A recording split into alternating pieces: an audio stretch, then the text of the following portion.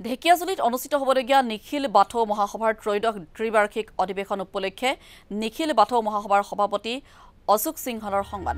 সংবাদমেলত উপস্থিত বিটিআৰ প্ৰধান প্ৰমোদ বড়ো বাথৌ পৰম্পৰাত বিশ্বাস কৰা 1 লাখৰো অধিক ৰাইজে অংশগ্ৰহণ কৰিব এই অনুষ্ঠানত 20 জানুৱাৰীত উপস্থিত থাকিব গৃহমন্ত্ৰী অমিত শাহ আৰু মুখ্যমন্ত্ৰী ডক্টৰ হিমন্ত বিশ্ব শৰ্মা বাথৌ ধৰ্মৰ বাবে বড়ো জনগোষ্ঠীৰ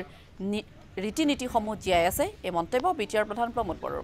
অনুষ্ঠানটি সাফল্যমণ্ডিত কৰাৰ বাবে সকলোকে আহ্বান বিটিআৰ প্ৰধানগৰাকীৰ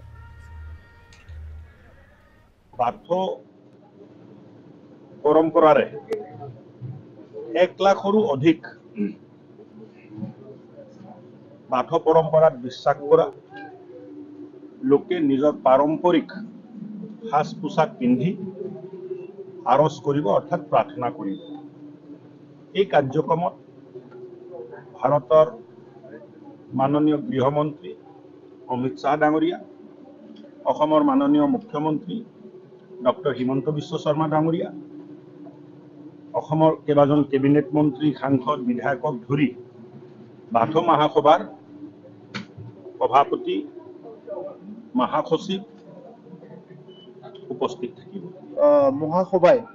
বাথৌ ধৰ্ম ইটো যেহেতু বড়ো জনগোষ্ঠী এটা সুকীয়া জনগোষ্ঠী নিজৰ ভাষা সংস্কৃতি সকলো আছে সেই কাৰণে বড়োৰ যিটো ধৰ্ম বাথৌ ধৰ্মটো ভাৰতৰ যিটো কেলেণ্ডাৰ এই কেলেণ্ডাৰত এটা স্থান দিয়াৰ কাৰণে বাথৌ মহাসভাই অনুৰোধ কৰি আহিছে ভাৰত চৰকাৰক গতিকে নিশ্চয় এই অনুৰোধটো এতিয়াও বাথৌ মহাসভাই ৰাখিব আৰু আমি সকলো ৰাখিম